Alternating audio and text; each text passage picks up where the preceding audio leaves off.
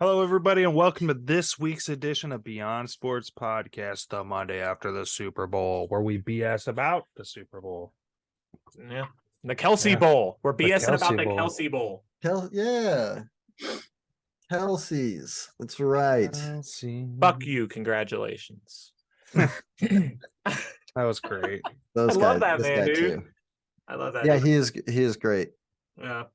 You gotta gym up a yeah. family there. You really do. Like, Donna, seeing Mama Kelsey, like, dressed up, you know? Yeah, Donna down there on the field consoling Jason while they were celebrating Travis because he didn't want to go into the locker room yet. Yeah, it was very cool. Yeah. Stayed out there, watch us, bro. You know, Yeah. hey, now they both know what it feels like to win and lose one. Yeah, they can have that shared experience together. I'm sure Jason would have been okay not having that. Yeah, I'm sure he would have too. I guess he would rather. And he probably and now Travis also has the feeling of winning multiple and one on over his brother, like beating his brother in one. So that's maybe a little different feeling. Even with like Travis talking, it didn't feel like something like he would want to do again. I don't think he would want to fight his brother in a Super Bowl ever again. Yeah, they're like, one time's enough though. Thanks. Yeah. He's like, you dream about it, but then as soon as you get there, you're like, oh shit, I don't know if I love it. Yeah, it's one of the things you think until you got it. He has been talking about running it back though on the podcast. He said, "Sure, you run this thing back, man. Do it again next year, Super Bowl." So I don't think they would hate doing it every year. Absolutely not. I mean, they get to hang out together. They're best friends.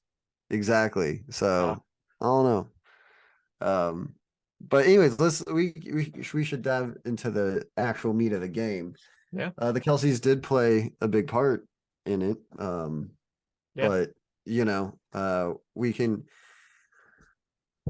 get on to maybe what this does. What do you want to get down to some parts of the games? Do you want to get down to what how this affects Mahomes' legacy?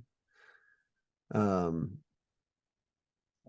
think we should talk a little bit about the game itself. About the game first, maybe. I mean, like, I think that if we move on and start talking about his legacy, we're shortchanging what really was a brilliant game. We obviously will talk about the game. I just didn't know if you wanted to talk what this is why we write the itinerary first normally, okay, and then we come back. We said we were going to talk about the Super Bowl. Jesus Christ! That's the itinerary. One thing I do want to bring up before we get into the actual game is, because it kind of colors the rest of the game. Is the field conditions, and that is part of the game. Yeah. That's part. See, that part comes after. That's a part of it that comes after. We're gonna talk about that, but because I think the field conditions played into a lot of what happened too. I've got it written down. Camera went all blurry on the turf. It's right. Oh, you got you spend $800,000 on a field and you grow the grass for 2 years. You expect it to be better, but the game. It led to a very slippery game. Apologies. It seemed to really benefit the offensive line because we had one sack that game, and it really wasn't a sack. What I will say about the Chiefs' defense. Did we have one? I thought they might have credited us for two. The Chiefs' defensive line did not get sacks, but they had a huge impact on that game. So they did. The third quarter of that game would have been completely different if it weren't for the pressure the Chiefs were getting into Jalen Hurts and causing him to take more steps on his drop back and run out of the pocket and just throw the ball away. Yeah. Like the defensive line played a huge part. The sacks. I mean, just because these two teams were built, you had 70 and 55 sacks. Let's start there then. What do you think the biggest part of this game was then? Like, what do you think of the biggest factor? Halftime adjustments by the Chiefs is what won the game. Yeah, 100%. Andy, Steve Spagnuolo, and at halftime won the game for the Chiefs. Yeah, he came out there with Andy did some work too. Yeah, the only real trouble we were having possession scored offense. Like that was in the first half. That was the only real trouble. Like the offense wasn't on the field enough. I mean, I mean, the time of even in possession the battle second was half. the first half. The time of possession was so lopsided to the Eagles that Yeah, it was you like didn't really 21. have a feel for what the Chiefs were trying to run on offense Yeah. until and then in the second half when Spags is able to create, not just punts, but he was able to get them off the field and held them to 3 points while they put up 21. They still had quite overtime. the drive in that second half, though. The Eagles did, Yeah. but we held them to 3. There was that time when yes. The bend don't break. So yeah, that's what I figured what would decide this game is which defense could get maybe the couple key stops and turnovers. And it was luckily for us, Jalen dropped that ball. now he scored it right out. Great on Bolton, because Bolton was putting pressure on him right there. The reason that Jalen drops the ball is because he's trying to switch hands while kind of making a move from Nick, because Nick is getting pressure right there. And then he's trying to make a move, I'll switch hands, and that shit can just it can happen, unfortunately. For Jalen, it was literally Jalen's only mistake of the game. And Nick picked it up and scored, so great on Nick there. And then the couple stops we got in the second half, especially that long drive that the Eagles went on where they settled for a field goal, which I was shocked. Because it was like a 4th and 7, 6, 4th and 6. Yeah, 4th and 6, and you'd already gone for it on 4th and 5 at midfield, and now this is like. Well, they punted on a 4th and 2 at one point too. Well, and later in the game, you saw why we go for it on so many fucking 4th downs is because our punt coverage team and our punter is shitty. Yeah, that 4th and 2 punt is the one that led to the. Tip-off is terrible, dude. Like you're down. Tony. Yeah, if you watch it, that was a line driver punt. Didn't give his team any time to get down there and set up and cover that. And it was a great return by Tony on the cutback and the decision he made. It was like, that was incredible. I mean, just it looked like him and Travis Kelce looked like the only 2 dudes who wore the right cleats in that game. Because Tony was able to make that cut, and he was also able on the touchdown. He was wide open because of his pre-snap, what he did to Darius Slay. And I mean, that's why Travis Kelce was wide open early in that game, is because if you watch that big play over the middle, fucking TJ Edwards cleats just go right out from under him on that field. No, I mean, it was we saw it all night. We saw everybody slipping, both sides. Chiefs were slipping. That's why I said those are the only 2 dudes. The Tony touchdown was not because of traction or slipping. Oh no! If you watch before, he's just saying it didn't affect that game. It did not affect. It didn't hurt Tony at all. If you watch pre-snap, it was something. That's why I'm saying his cleats worked because he made a move on the punt one, right? Yeah, on that. On Tony's touchdown, he made pre-snap. He made like a little shifty move that let him be wide open from Slay. Mm-hmm. I'm not saying Slay lost traction. I'm not saying that, Sneaky. Yeah, I'm saying that Tony broke him off before the snap. And the turf didn't affect him making that break. Yes. What that play was I was actually just talking to Sam about this. Peter King sat down with Andy Reid right after the game, and they talked about those 2 plays, the touchdown to Tony and the touchdown to Sky Moore. And that touchdown to Tony was a scouted look that they picked up on, because they Jaguars ran that against them. Kadarius Toney was fast enough that it was gonna make Slay break off and go back and play safety, and have the safety come down in coverage if he did a whole field, like across the field motion. Yeah. And so that they had it timed perfectly to when Slay broke off the coverage and passed it off to whoever number 2 is. That's Slay. Slay's number 2. Okay, then it was the safety. Yeah, it might have been 22 Epps or 20. Yeah, but anyway, that play was designed to do exactly that. And I'm saying he broke him off. So that's Mm-hmm. So it wasn't really that your corner got burned. He got broke off before the snap. That's what I mean. Well, yeah, they caught him right as that he mentally changes assignments. Yeah. Yeah, and I mean, man, for that play to work, and they just hit RB and for that play and did it to Sky Moore. That's right. And in the Eagles' defense, at no point I wasn't even pissed that they left Sky Moore open. If you're going to leave somebody open, why not in the red zone? Why not be the guy who had no touchdowns on the year up to that point? But it Well, was yeah, the like same that- exact It was the play. exact same thing. Just Sky Moore ran It's- it. They got dude, Yeah, I was you like, can't they let- got lined on it come on, twice. man. You're gonna let him beat you with the same play twice, and then that same play is also Juju was running a very similar route when he got held, and get into that play later. But that's a part of what kind of led to, the refs were looking at it like these guys got smoked for a touchdown on this. Now the Eagles are going to try to stop, hold It was that in order to try to stop them. It was from that doing and it. like Juju went and talked to the refs after the first missed holding, like when Right. I think it When was he got his Slayer arm Bradbury grabbed. It caught was his arm. Bradbury as well. Yeah. Because people were saying that Bradbury was testing them and that Give him a the physical actual corner. call was him. Well, still you test trying to- the refs, and that's what happens, man. he's You a you put physical it in there. receiver, physical corner, and I He- still think and he knew it too. He knew it too. Like admitted he that was hoping they he wouldn't call grabbed him, him, but but he also knew that you put it in the ref's hands, and that can happen. yeah, he was a man about it. Admitted that he, He was- grabbed yeah, him, he and was I a man. honestly, He wasn't making excuses. None of the Eagles. Man, the Eagles and Eagles fans are the ones who were making the least amount of excuses for this game. oh yeah, it's the I saw Bengals fans so that many hate it. It's the Bengals fans are so Bengals, Bills, the Raiders rest fans. of the AFC West. Those were the haters today. It was all the people who haters. were watching. Those were the people. team Hate. that beat Pretty much him. the entire AFC and the 49ers fans. Dude, So the 49ers hey, the defenses obviously, while they didn't play a huge role in the game because it was 38-35, played a huge role in that the team that was actually able to make those key stops in the second half, team that was able to make the turnovers, right? The one in turnover. the first half, I he mean, got lucky. the Chiefs. One of the touchdowns the Chiefs scored was off of a fumble recovery. Was off. Yeah. Was So I mean, you're was talking about their defense. potentially a 21-point deficit without Nick Bolton in that first half. Yeah, 'cause the well, it Eagles would have were been a driving. 14. Eagles were Okay. driving. They were Yeah. deep So in the territory for at I will least a also field say goal. that and they were doing everything.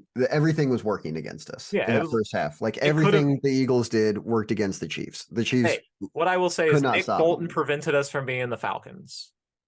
but basically, The or Eagles he from being the or Falcons, 'cause I still think yeah, Nick Bolton picking that up and running back prevented Us from an going even back. greater comeback from Patrick Mahomes, possibly. But besides, I don't know at the time. I mean, besides, like the defenses, right? The Chiefs offense, holy hell, like everything was kind of like everything was clicking, especially in that second half. Yeah, when we were on the Like- field, it was great. Yeah. Our offensive line, incredible. I know the turf played a role in maybe some of that, right? Andrew Wiley looked really, really good against Hassan Reddick, and you're like, was that the turf? Yeah, but give him his props. Like Andrew Wiley played a great game. I've seen some breakdowns of Andrew Wiley like perfectly playing Reddick's spin move, right?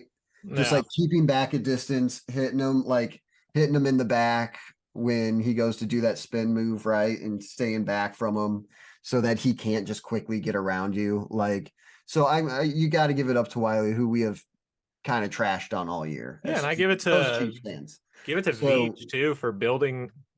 This offensive He line, built that was offensive incredible. line in response to It the is Super Bowl and great. Yeah, they Huge saw difference. the Super Bowl and they said never again. yeah, Yeah. huge difference. Whole And- playoff run, you can hang it on. And you their hat. saw it with both teams. Like both offensive lines kind of won their line of scrimmage in this game, right? Like Yeah. because we weren't getting that much Not in the pressure run on game. Jalen. Like both quarterbacks had a lot of time to throw the ball in this game. And I think Patrick was getting it out really quick. Like he did a good job of really getting that shit out. Yeah, the Uh, difference in they- the O line was the run game. That's yes. Yeah. The one place the Eagles O line didn't win was when their running backs were trying to Yeah. run the ball. The one And I thing don't I'll think say anybody is, would've called that. hey, I also want to give a huge shout out to Robbie Gold because he's going through a hard time right now. The kicker for the 49ers. He tweeted out that if he goes, all you need to do is take away the run game from the Eagles, and you'll shut them out because Jalen Hurts can't beat you as a pocket passer. And that touchdown to AJ Brown to make it 14-7, that was for you, Robbie. That was for you because he was straight up in the pocket. Our run game did not support him at all. He threw a fucking dime. He threw dimes all fucking day. They had Robbie Gould. They had a stat that he had kick a football. He had an 80% completion percentage within the pocket, which was like the 4th highest in Super Bowl history, something like that. Jalen balled. I think if we want to talk about Jalen, I just want to throw shade at the fucking 49ers. I was still trying to talk about the Chiefs offensive line. I know, but you will all night, Sam. I know. Okay, so then next up in the Chiefs offense, we're giving props. Isaiah Pacheco. Called it. He had to. I mean, if he needed to have the Chiefs needed to have a game where they ran the ball well. And they won the run game battle. Give it to the dude. Give it to you. 76 yards, a TD, 5 yards, 5-yard average for the game. Like as a rookie, as a seventh round draft pick rookie, to come in and be like actually contribute in a big way to a Super Bowl win. Yeah, absolutely. Huge props to him. You were the starting running back and you played like the starting on a passing team. Like on a team that anyways, great job, Isaiah Pacheco. Tim, that I can't thank you enough for the autograph picture of him again. Like I think this just like tripled in value after yesterday's game because like no matter what he does the rest of his career, he was a starting running back and scored a touchdown in a Chiefs Super Bowl. So like it doesn't even matter what else he does really, but I think he's only going to get better and do great things for us. So we hope. Right. I was watching KCSN, one of the podcasts, and they were talking. They interviewed Pacheco right after the Shrine Bowl last year, so like before he was drafted, and they were like, we could like just talking to him then you could tell that he was different. Like like they knew. One of the reasons they talked to him is because they knew he was going to go late. Yeah. And I think they had one of the guys that on that podcast used to work for the Chiefs. So I think he's got a little inside info. But yeah, they said that when they were talking to him pre-draft, they were like this. Yeah. That's a different dude. Like the dude literally goes 115% every play and gets tackled and still continues to get up and still run for like another 10 yards even though he knows he's down. He also took a couple dingers in that game, like he couple did. shots and a couple of hits in that game that you're like, dude, those are fucking, those hurt. Oh, he took he went out at one point. Yeah, and then the next shot he took right there on the hip, you're like, dude, how the fuck can you keep playing? And then he got up and converted the 3rd down 2 plays later. Yeah, I was like, his toughness was off the charts. So, speaking of plays, I don't know if I've seen someone run as angry as he does. What was that, Tim? Said speaking of Chiefs RBs, McKinnon going down, wide open touchdown. That man, I thought he was going in there. And I was like, that's Andy Reid. That's Andy Reid. The restraint by that guy. I know those planned, but one of the first times I remember seeing a play like that was Brian Westbrook when I remember that's Eagles what comes to my mind against the Cowboys to clinch the division, and that was an Andy Reid coach team. I think that's something that Andy Reid coaches the hell out of his backs. He's like, yo, in this situation, get down, do that. I think Travis said that they drill that. Yeah. So that one there, before they snap that ball in the huddle, those guys are saying, "Do not score a touchdown on this play. Whatever you do, get down inbounds. Do not go out of bounds. Do not go in the end zone." I was really expecting the Eagles guys to go up and like grab him by the jersey and throw him into the end zone. Yeah, I mean, I expected somebody to give him a push from the back to kind of get him an extra 2 yards. Yeah. But hey, man. I think all that would have done is just given us great final drive. But man, how hard you're in the Super Bowl and to not score a touchdown. You have the touchdown that right takes, there. I mean, so hey, but McKinnon's been doing it for us all year long, man. Gotta love the guy. Player first, Mm-hmm. Next guy on offense, because we had a lot of guys. Travis Kelce, of course. Right? Yeah, I mean, how do you come on, man? Always Another there. 81 Always yards and a there. touchdown. Like One touchdown away from tying Brady and Gronk now for the most Mahomes, postseason. for Mahomes and Kelsey. How, 2 touchdowns away in the postseason from sitting alone. And he's 6 touchdowns away from taking the whole thing. He only needs Most 6 more to pass TDs. Jerry Rice. To tie. Oh, the Mahomes and No, yeah, I know what you're talking. I That's was the just saying. because that combo there, they've already passed Rice and Montana. Yeah, in the postseason. They passed Bryce Montana.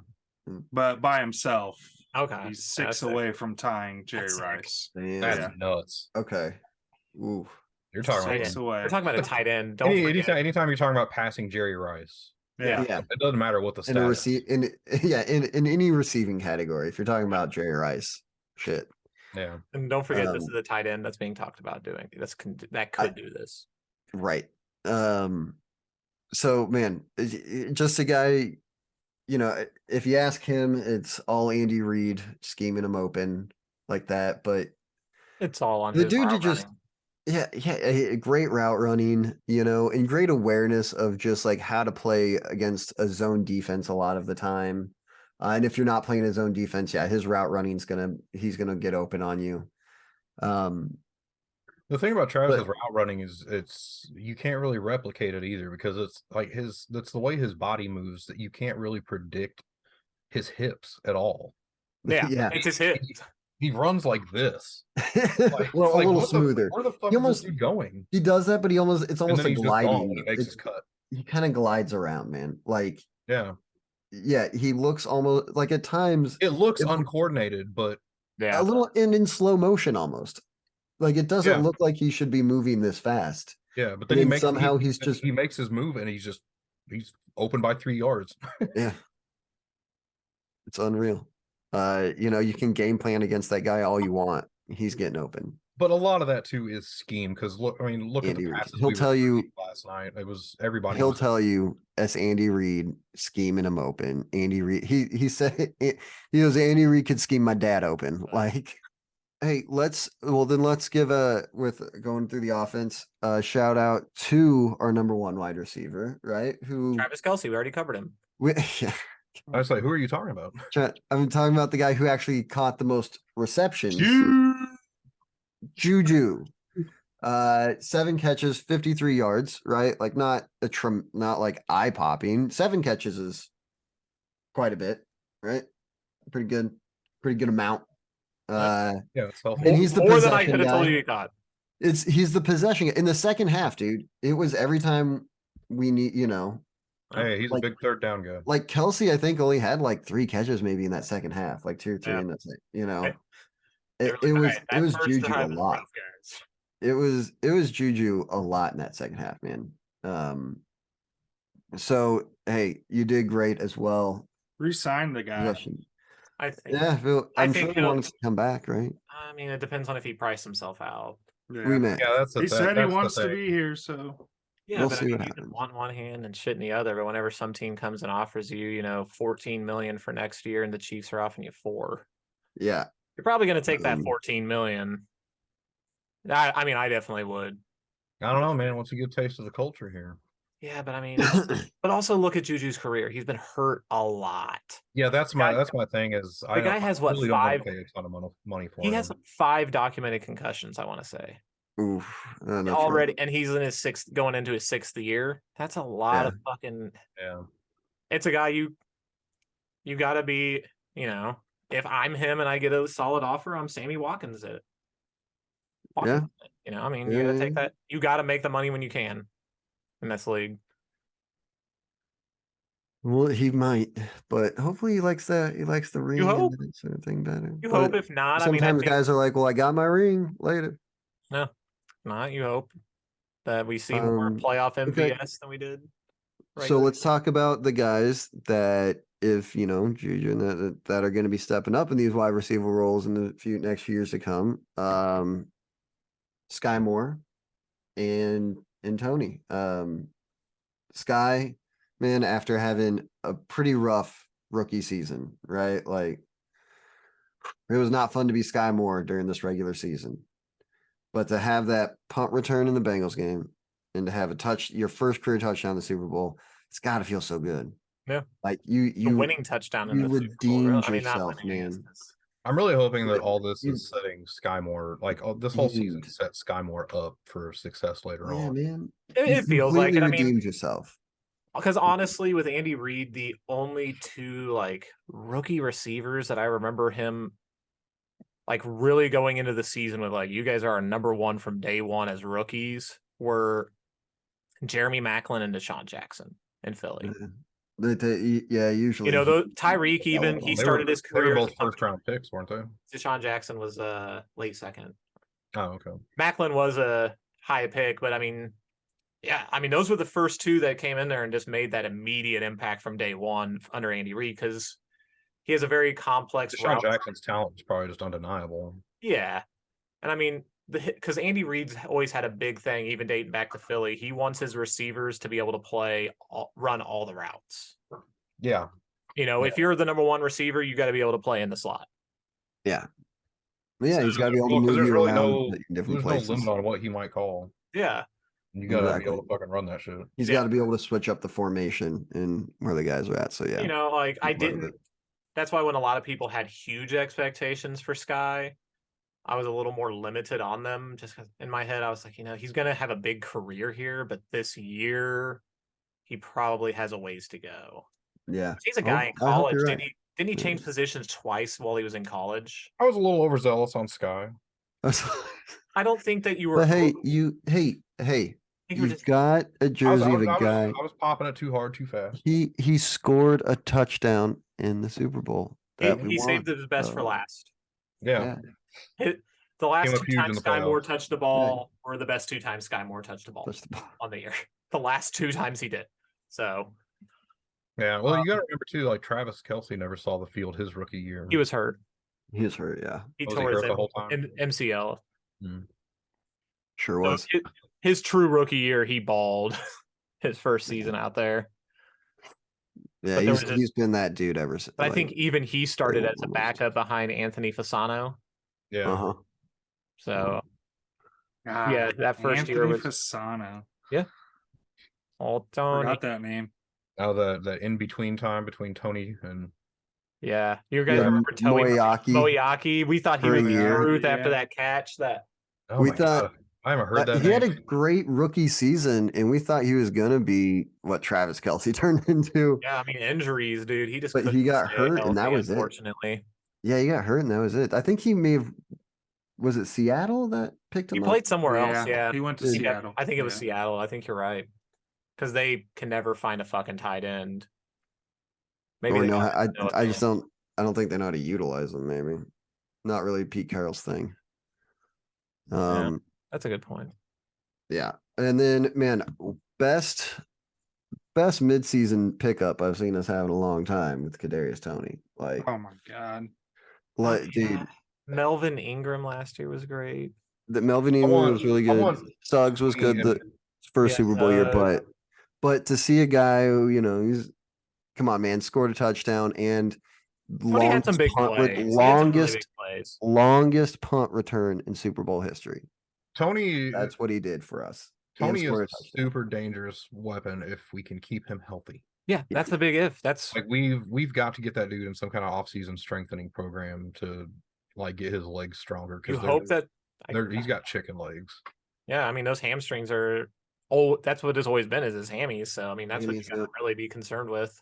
So you got to get him healthy, then get him strong. Like, and if you can though, absolutely. He did come here coming off of a hammy. I don't think he was 100% when he got here. Yeah, he came off a hammy. Let's talk about the overall team stats on these games, right? And how, if you would have shown me these stats, just the stats before this game happened, I would have been like, I've been scared. All right, the rushing stats is the only thing that would have given me hope. And that's why I would have thought the Chiefs won the game.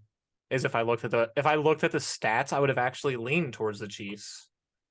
I mean, look, man, when you win the time of possession the way that you did, and you win, like you possess the ball for 10 more minutes, You had 19 more plays. That's a Chiefs game. That I know. There's a lot with the Chiefs, I think. It's true. It's true. And if you want to, time of possession, not like that. The run, the not this year. Really stood out to me was not this year. Like I was saying at Houlihan's all week, I was like, dude, if the Chiefs can run the ball and stick with it and commit to it and win that battle, they have a very good chance of winning that game. I was really happy to see us continue to run the ball even when we were down 10. Yeah, because I mean, really all the Eagles were able to rush with was Jalen, Yeah. Mm-hmm. Miles was not effective. After the first drive, he had to go back to the locker room for a quick spurt. He did return. But I mean, Miles and Gainwell both had 7 carries. Yeah. Gainwell 21 yards. Miles had 16. Yeah, and I mean, Jalen was your offense. Yeah, he was our offense in that game. Those weren't even designed runs, were they? Those were some of them. Some of them were. Yeah, some of them. He ran 15 times. At least half of those were designed, if not more. 15 times. Yeah. It didn't he ran a lot, dude.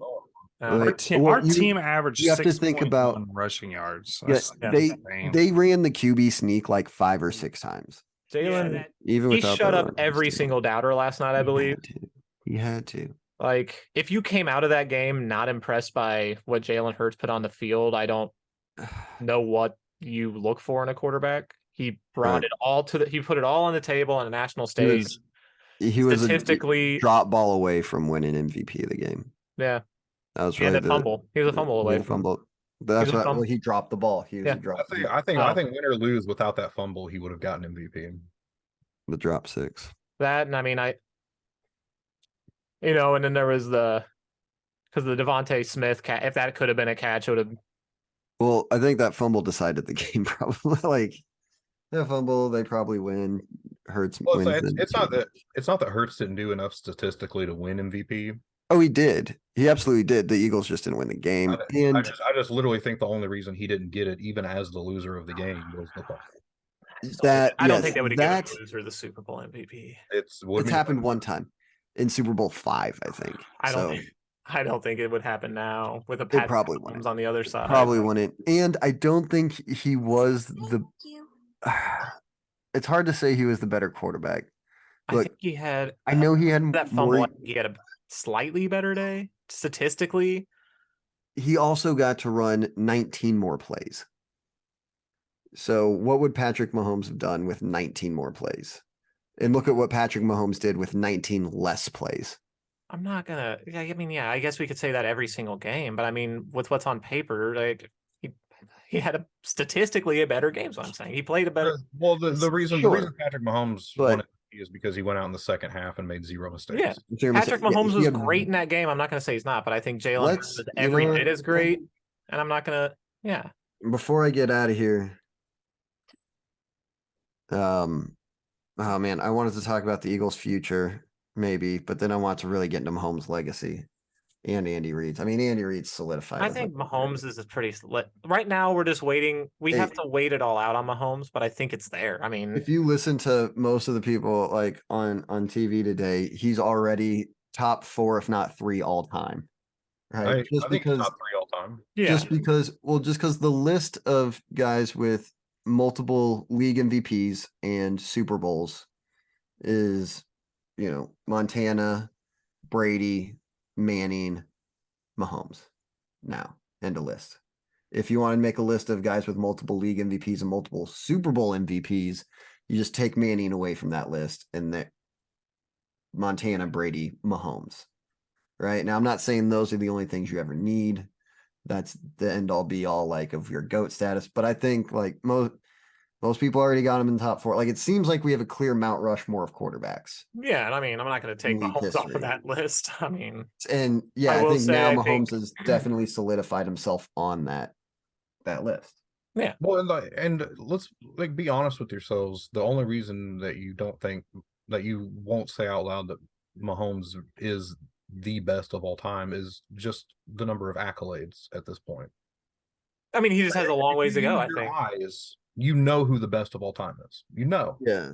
He's athletically gifted, but I think I'm not willing to take just because away he's from so Brady yet. I don't want to. No, The talent is definitely there for him to become the GOAT. The talent is definitely there, and he's on the path to it. Sneaky. Some people might want to start talking GOAT, but we're not going to start talking GOAT status yet. I'm not going to go full Nick Wright on it right now. Well, even Nick says you got to have at least 4, and I agree with that. Like you got to have at least 4 before you get to talk GOAT status. He did say Mahomes may be, he got the best all time to the conversation. Just as like when you look at the guy and you look at him play the position and you see what he can do, and that nobody's been able to do what this guy can do on the field. That's what he means. He's like the best quarterback that we've seen actually like playing the position. You know what I mean? Yeah. I feel like the only thing that's going to keep him from getting to 4 or more is massive mistakes around him, or maybe. I think we are getting closer to finding out, because I think that's one of the cool things. Like, we're gonna get to see Patrick Mahomes without Andy Reid for a lot longer than we saw Tom Brady without.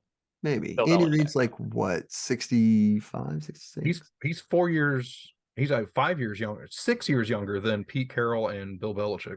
Yeah, but I mean, so I could see there were already talks of him retiring. Yeah, there were talks. Yeah, but he already said he's coming back. He said right. There was a bunch of people talking shit, and Andy Reid was like, "No, no." Why Andy Reid's like, I finally got the one thing that I had waited my entire coaching career for. And there is no way like, I don't know. Andy Reid could coach another 10 years. I could see it. I could see it. I could. Like, I could see him coach until he's 75. Well, and when you hear the people who know him talk about him, they're like, he doesn't have anything else. Like, I mean, he's got his family and whatnot. Right. He has no outside interest. He has no other hobbies. Yeah, most football coach. That's what he is. Most coaches, NFL like head coaches, especially at his age, yeah, of course, that's been your whole life, right? That's been every day of your entire life. That's why dude, if the Chiefs win it next year, don't be shocked if Andy Reid walks away. If he gets back-to-backs, gets his dynasty and goes.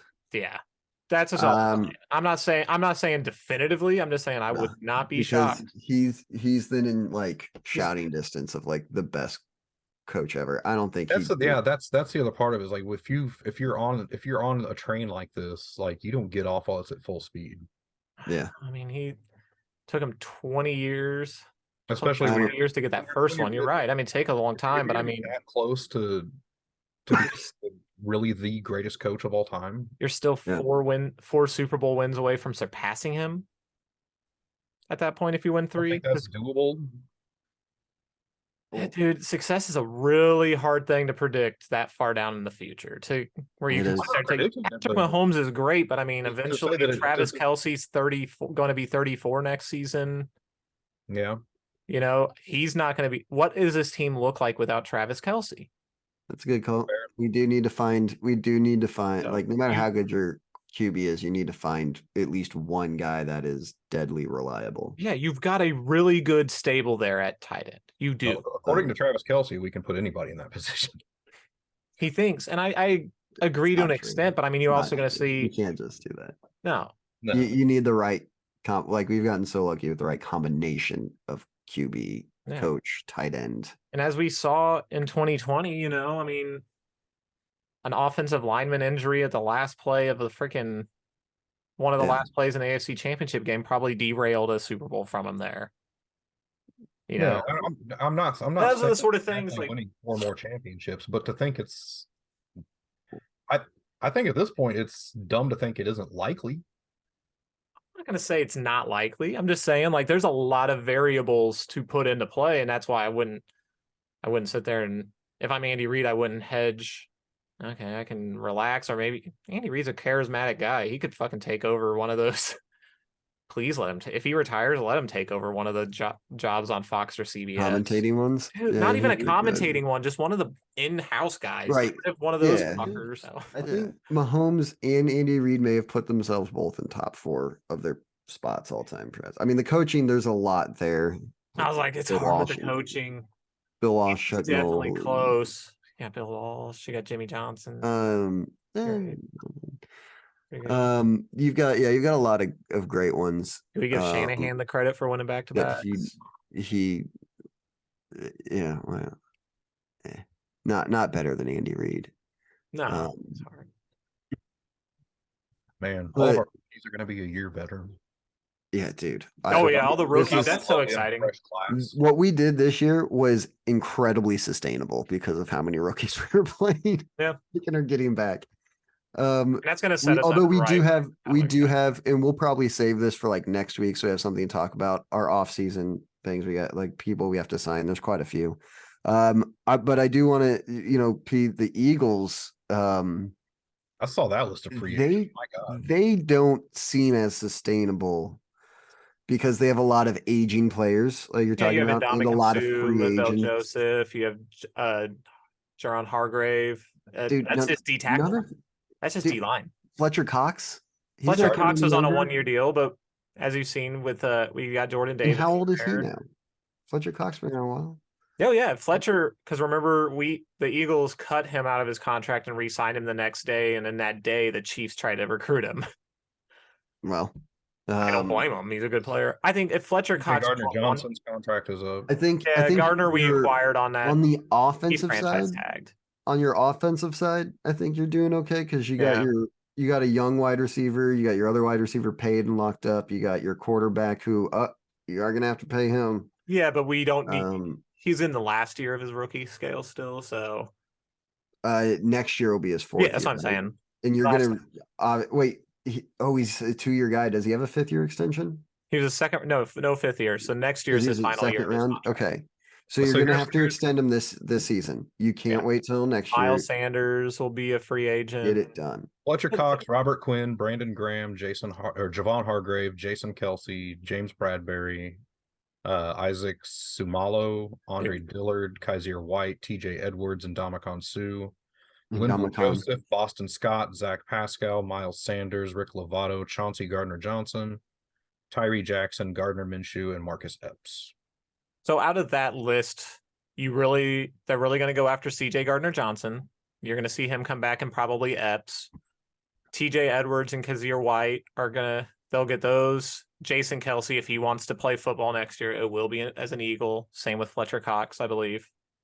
But other than that, they have shown, like with this defensive tackle, they'll keep Isaac Samoa in place, hopefully. I hope they do because he was drafted there. But it could be depends on how much Jalen's going to command. Yeah, I agree. A lot. Howie is a genius at the salary cap. That is where he's really, because his background when Andy Reid was there is he was the cap consultant. Okay. So he has that background of manipulating that. Like we were so far over the cap, but he signed Mike Wallace to a deal, wide receiver, speed guy. And his deal was if he came in and weighed under 300 pounds, he'd get a $3 million signing bonus. Or a $3 million roster bonus that doesn't count against the salary cap. And he signed him for the veteran minimum for his base salary. So he came in at weigh-ins. Here's this money that's just being given to you because you're never going to weigh 300 pounds, Mike Wallace. And you don't really hurt our cap situation. That's how you maneuver the cap. Well, that's the sort of stuff that you're going to see how he's going to do that and keep a lot. I said, if you got a rich owner, you can do that shit. Yeah. You also you were in the Super Bowl and you're picking in the top 10 next year. You're picking again in the first round. And you've got the one position that really matters. You got the quarterback, you got the receivers around him, the tight end, Miles Sanders. Miles Sanders, you hope returns. But he might. If Jason does want to walk away, he even handpicked his replacement at center. He did. He's training that guy up. Cam Jurgens. So that'll be very nice to have. We'll find defensive linemen. We do every year. Did you see what Mahomes' dad called his cigar this week? The Philly Blunt. Philly Blunt. Yeah. Love it. Okay, I'm gonna head off though, guys. For the audience, like I had COVID and wasn't. Ew! Don't. Yeah, I know. So that's why I've been coughing. Yeah, and Sam, put your mask on if you're going to be around us. We're only 1 square away. Yeah. Our squares aren't 6 feet. I don't know which side I'm actually I'm actually going to end up on the poking feed. somebody. I'm poking somebody. Who still gets cut? I know, right? God, that's so 2 years ago. Yeah, I really do think the field played into the lack of pressure. Oh, dude, the field was driving. The field was awful. Like, oh yeah, I watched a super cut of not even all the slips, but a bunch of them, and it was bad. Like it was just every position. Yeah, and people want to bitch about the officiating so much, and it really wasn't a poorly called game. The field had way more effects than the officials ever. I was actually listening on Sunday morning. I was listening to 610 or 810 in Kansas City, but they play like a national. It wasn't like KC guy. They were doing some KC stuff, but it was kind of like cutting all around the nation. But they were doing a little story about how bad the officiating's been, and they talked to somebody who used to do TV calls. I don't remember who it was. And he was like, yeah, you know why officiating's bad now? Because we have HD cameras and 82 fucking different viewing angles. He's like, you didn't see it on. He was like, I remember the day that in the box they gave us our first HD TV, and it was insane. And I was like, yeah, that I'll also say us getting the difference. Them slowing down every single play for slow motion views for us to see at home on a play that we know is not going to get reviewed. Yeah, it's not fucking helping. It's not helping the perception of the refs. Like, it makes you can sit there and it's like you can make every play look like a fucking penalty if you slow it down slow enough. Oh yeah, every single play. It's like they even talked about, because the Bengals fans after the Chiefs beat them because of the penalty where they shoved Mahomes on that play, they're slowing it down. They're like, look, Orlando Brown's holding. And then they had to break it down, be like, that's not a hold because the defensive lineman lowers himself into that position. So every offensive play looks like that. You can find a play that you could be like, with the naked eye, if you slow it down, be like, that is a holding call. But you're taking... if you take a freeze frame. Yeah, it's so annoying. Like, and they'll do that during the game on a play that can't be challenged or something, and they'll show you 12 different views of it. It also didn't help too. When the call that they called on against Juju that helped us win the game. Yeah. It didn't help that they literally kept showing the replay of just the spot where there wasn't a hold, where he has his hand on his back, and that's soft. It was just a hand on the back. But then if you watch the whole thing, it's like they were purposely showing the bad portion of the replay. He admitted he held him, and he did. Oh yeah, grabbed his jersey. Was that an egregious hold? No.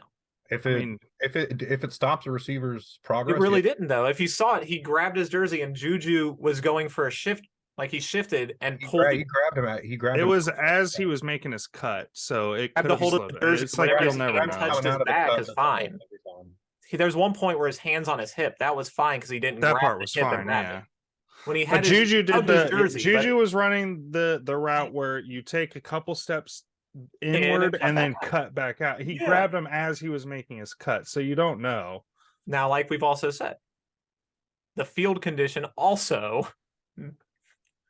So I mean, I'm just saying he could have grabbed him because he was going to fall over too. I'm not arguing that it was a penalty, that it was, but I'm just saying at that point, I think the first one that was missed was worse. I've seen them not call worse. Oh yeah, I think the first one was worse. So the one that they missed, that one was way worse than the second one. So it could have been a makeup call too. Hey, one thing I will say is USA Today had an article about Carl Cheffers. And in this article, so in the NFL, teams against the spread, just league wide, are 52%. All right. Carl Cheffers' record for when reffing teams against the spread is 42, 24, and 2. That's an insane win rate for teams against the spread. Yeah. I really think there's something coming on Carl. Like I know I was joking about it. I really think that dude bets on games. I really do. It's possible. I mean, Like I said, I'm not going to sit here and complain about it because. But again, last night, if he was trying to throw the game, I don't. For anybody, there were way better spots to do it. Yeah, I'm not going to sit here and say he threw that game. If James Bradberry is going to sit there and say he held him, he grabbed him. I will say I've seen worse not called. Yeah, on stages that are just as big. Yeah, I mean, sure, but. So, I think one of my bigger issues, one of the bigger questions I have is it about time that we talk about moving the halftime show to like an outside the field? Maybe not have during halftime bring a stage out there to fuck up a shitty field even more than it's already been torn up to potentially cause more injuries. Do they really need to be? Plus, building and setup and takedown too. It takes 30 fucking minutes. These you days. have the biggest television sets in the fucking world at every one of these stadiums. Mm-hmm. Those people aren't even watching her when she's on those performers when they're on the field. They're watching on the fucking TV above them. Mm-hmm. Just have them outside the stadium and play it right there above them, and then you don't jack up the field. That performance was something to see last night live. Like that was actually a pretty cool stage. It was a cool performance. I'm not knocking Rihanna's performance at all. I'm just like, dude, I think that I would rather. She's pregnant. Yes, she is. But I'd rather so not talk about it like with like those platforms and everything. I think you lose the effect if it's not in the stadium. I get what you're saying, and I'm with you. I agree. This isn't even the first one that's done it. I mean, we saw it after almost every one of them. You see it all the time. Like those things, they're bringing out a heavy ass thing onto that field that's just putting divots in it. Yeah, I mean, it's like I was saying before the game started. It's just it sucks that the biggest and most important game in a football season is the game that's least about the game. But on that note, I think we did it, guys. Oh, hey, we have a new named play.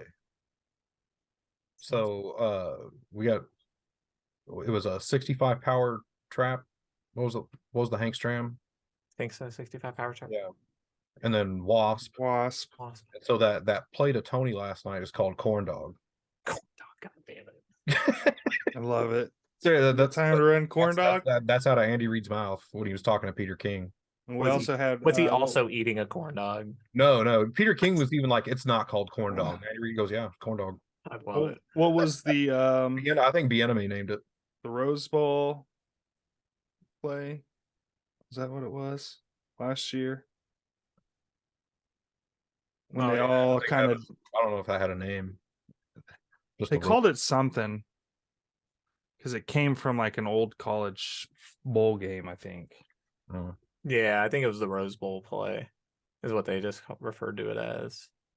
But it's another named Super Bowl play. Yeah. Rose Bowl shift right is what they called it. Okay. I think we did it. We did it. Yep. We'll see you guys next week. Yeah. Thanks everybody for watching. Don't forget to like, comment, and subscribe if you want more of this content. Hit the Sam bell. Yeah, hit that Sam bell. He's not here, so we can do it. Yeah, Sam bell, Sam bell, Sam bell, Sam bell.